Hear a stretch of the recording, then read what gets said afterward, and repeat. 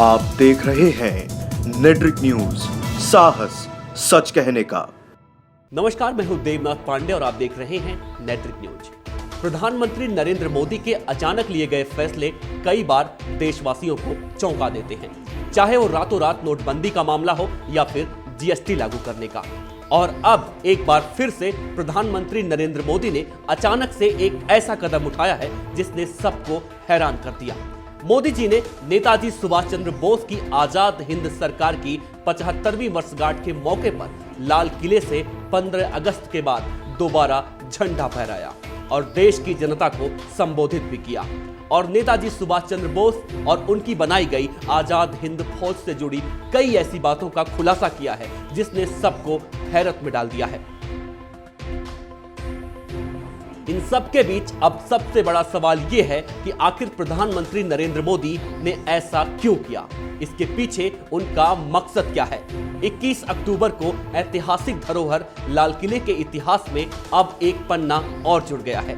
वो है नेताजी सुभाष चंद्र बोस की बनाई गई आजाद हिंद सरकार की 75वीं वर्षगांठ, जिसकी शुरुआत प्रधानमंत्री नरेंद्र मोदी ने कर दी है।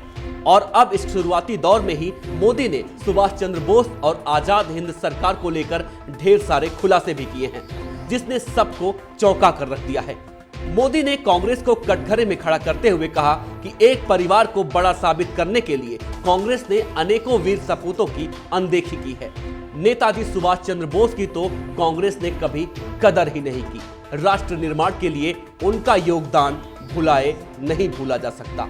देश को अगर सुभाष चंद्र बोस का नेतृत्व मिलता तो आज हमारा देश कुछ और ही होता। 21 अक्टूबर को लाल किले पर झंडा फहराने के पीछे का मकसद यह है कि 21 अक्टूबर 1943 को ही सुभाष चंद्र बोस ने देश में पहली बार स्वतंत्र सरकार का गठन किया था, जिसका नाम उन्होंने आजाद हिंद सरकार दिया था। लेकिन ये सारी बातें इतिहास के पन्नों में ऐसी दबी कि किसी को कुछ नहीं पता, जिसे अब प्रधानमंत्री दुनिया के सामने जग जाहिर कर रहे हैं। लेकिन सबसे बड़ा सवाल यह है कि आजाद हिंद सरकार के बनाने के 75 साल बाद आखिर मोदी सरकार को इसकी याद अब क्यों आई, जबकि केंद्र में आजादी के बाद ऐसा नहीं हुआ कि सिर्फ कांग्रेस की ही सरकार रही हो, बीजेपी भी कई बार सरकार में रही। दरअसल बीजेपी, खासकर मोदी टीम, कांग्रेस के साथ एक अलग तरह की राजनीति कर रही है।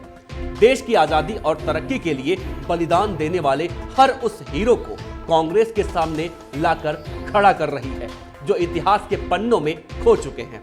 पहले सरदार वल्लभ भाई पटेल, फिर भीमराव अंबेडकर और अब नेताजी सुभाष चंद्र बोस। नेताजी और उनकी सरकार की तारीफ में गढ़े गए कसीदे पढ़ते पढ़ते प्रधानमंत्री नरेंद्र मोदी ने आजाद हिंद सरकार के बारे में कहा कि आजाद हिंद सरकार सिर्फ नेताजी सुभाष चंद्र बोस का दिया हुआ नाम नहीं था, बल्कि इस सरकार ने देश के लिए बहुत कुछ किया, जिसके बारे में लोगों से छिपाया गया।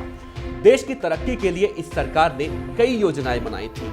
देश को आर्थिक तौर पर मजबूती देने के लिए अपना बैंक था, मुद्रा अपनी थी, अपना डाक टिकट भी था, और सब कुछ सही ढंग से चल सके इसके लिए अपना खुफिया तंत्र भी था।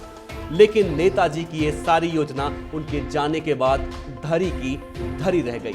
प्रधानमंत्री नरेंद्र मोदी ने आज के झंडा फहराने के पीछे का मकसद क्या है?